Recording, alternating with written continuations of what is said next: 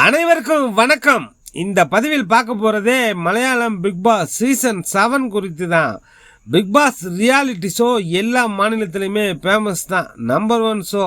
தமிழில் உலகநாயகன் கமல்ஹாசன் தொகுத்து வழங்கினார். பிறகு விஜய் சேதுபதி தொகுப்பாளராக ஒரு சீசனை நடத்தினார்.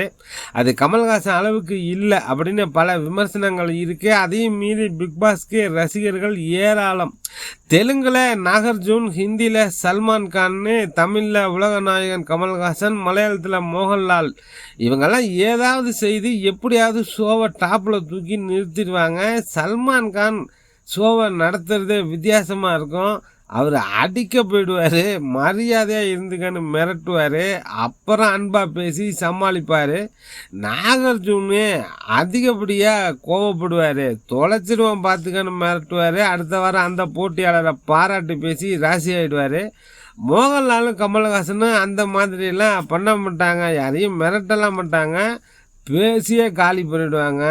1 மணி நேரம் ஷோவில் 1/2 மணி நேரம் இவங்களே பேசிடுவாங்க. அதுவும் நம்ம ஊர் பேசுகிறதுக்கு சொல்லியா கொடுக்கணும். கமல்ஹாசன் பேசிய பல பேரை கதறி விட்டுருக்காரு. அப்படி அழுத போட்டியாளர்கள் கமல்ஹாசன் நம்மளை திட்டினாரா, பாராட்டினாரா, குறை சொன்னாரா, வாழ்த்தினாரான்னு புரிஞ்சிக்கவே முடியாது. அந்த சீசன் முழுவதும் வருஷம் முழுவதும் ரிப்பீட்டாக ஷோவை போட்டு பார்த்தாலுமே கண்டுபிடிக்க முடியாது. கமல்ஹாசன் அவருக்கு இணையாக இன்னொருத்தரை காட்டவே முடியாது. சகலகலா வல்லவன்.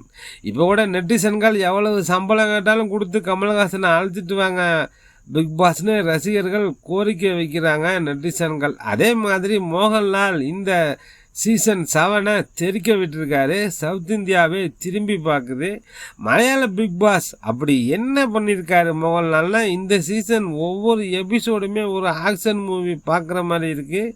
போட்டியாளர்களை வறுத்தெடுக்கிறாரு. இந்த சீசனில் அடித்தடி சண்டை சச்சரவுன்னு ஏகப்பட்ட விஷயம். மலையாள பிக் பாஸ் சீசன் 7 முழுவதுமே லாலேட்டண்ட லாலிசம் தான் ஷோ முழுவதும். ஏசியானெட் டிவியில் கடந்த 7 சீசனுமே மோகன்லால் தான் தொகுத்து வழங்கி வருகிறாரு. இந்த 7வது சீசனில் தன்பால் ஈர்ப்பாளர்கள், இந்த வானவில் குரூப்னு சொல்லுவாங்க இல்லையா, ஓரினை சேர்க்கையாளர்கள் 2 பேர் வந்திருந்தாங்க. ஆகஸ்ட் 3ஆம் தேதி இந்த சீசன் தொடங்கினாங்க. மலையாள பிக் பாஸ் ஹாட்ஸ்டாருக்கே பெரிய கொண்டாட்டமாக ஆயிட்டு.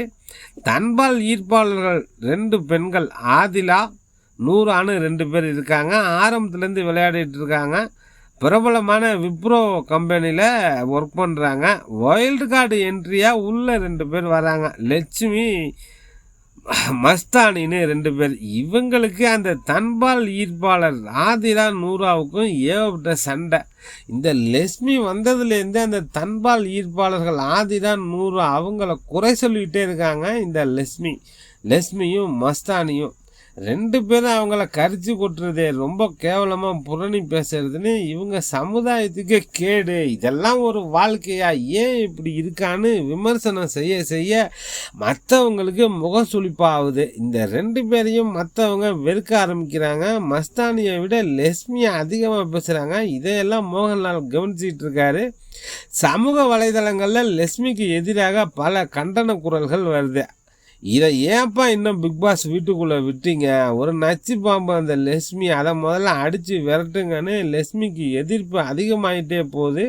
அதே நேரத்தில் ஆதிரா நூறா அவங்களுக்கு ஆதரவு பெருகிட்டே போகுது. இந்த நிலையில் தான் கடந்த வாரம் நிகழ்ச்சியை தொகுத்து வழங்க வந்த மோகன்லால் லட்சுமியை கூப்பிட்டு கேட்குறாரு, தன்பால் ஈர்ப்பாளர்கள் அவங்களால உங்களுக்கு என்ன பிரச்சனைன்னு கேட்குறாரு. அந்த லட்சுமி இது என் வீடாக இருந்தால் இவங்களை உள்ளே சேர்த்துருக்கவே மாட்டேன் அப்படின்னு சொல்கிறாங்க. கோபத்தின் உச்சிக்க போயிட்டாரு மோகன்லால்.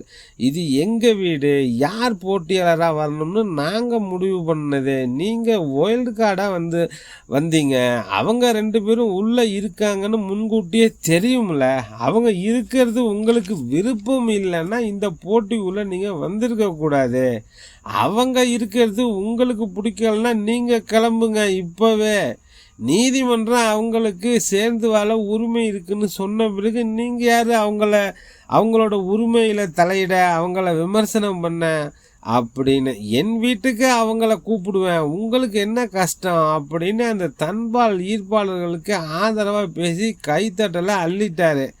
அந்த ஆதிரா நூறா 2 பேரும் லாலேட்டனுக்கு நன்றி எல்லாம் சொன்னாங்க. அந்த லட்சுமி கடைசி வரை தன் தவறை உணர்ந்த மாதிரி தெரியல. இந்த வாரம் லட்சுமியோட கூட்டாளி மஸ்தானி எவிக்ட் ஆகி வெளியில் போயிட்டாங்க.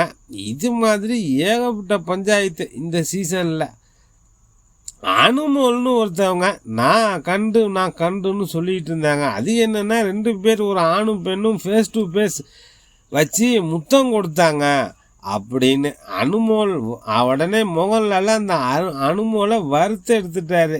இத்தனை கேமரா வழியாக 24 மணி நேரம் நாங்கள் பார்த்துக்கிட்டு இருக்கோம், எங்களுக்கு தெரியாது உனக்கு தெரியுதா அப்படின்னு. அதோட அந்த அனுமோலுக்கு ஒரு பாய் ஃப்ரெண்டு வெளியில் இருக்காருன்னு அதை பற்றி பேசி இப்போ இல்லை பிரேக்கப் ஆகிட்டுன்னு சொல்ல அதையும் மோகன்லால் போட்டு தாக்கிட்டார். அவங்களுக்கு வெளியில் பாய் ஃப்ரெண்டு இருந்தால் என்ன, பிரேக்கப் ஆனால் உங்களுக்கு என்ன, வெளியில் நடந்ததெல்லாம் ஏன் இங்கே வந்து பேசுகிறீங்க, கொடுத்த கேமை விளையாடுங்க, அதை விட்டுட்டு புறணி பேசிட்டு திரியிறீங்களே, நீங்களாம் படித்தவங்களா, நாணம் இல்லையா உங்களுக்கு, உங்களால் நான் வெளியில் போக முடியல, பார்க்குறவங்க இந்த ஷோவையும் என்னையும் போட்டு தாக்குறான், உங்களுக்கு நாணம் இல்லை நீங்களுக்கு அப்படின்னு போட்டு தாக்குனாரு. இந்த மஸ்தானி வேற ஒரு பேட் டச்சுன்னு ஒரு பஞ்சாயத்து இழுத்தாங்க. அது என்னன்னா, இந்த மஸ்தானிக்காக லட்சுமி வரைந்து கட்டி கொண்டு சண்டை போட்டாங்க, ஒருத்தர் தன்னை பேட் டச் பண்ணிட்டாரு அப்படின்னு. அந்த மஸ்தானிக்காக இந்த லட்சுமியை ரொம்ப ட்ரிகர் பண்ணாங்க. அதையும் மோகன்லால் குறும்படம்லாம் போட்டு காமிச்சு கால் தடுமாறி கீழே விலை இருந்த ஒன்றை தாங்கி பிடிச்சி காப்பாற்றினது குத்தமானு வறுத்து எடுத்துட்டாரு. அப்புறம் லட்சுமி மன்னிப்பெல்லாம் கேட்டாங்க.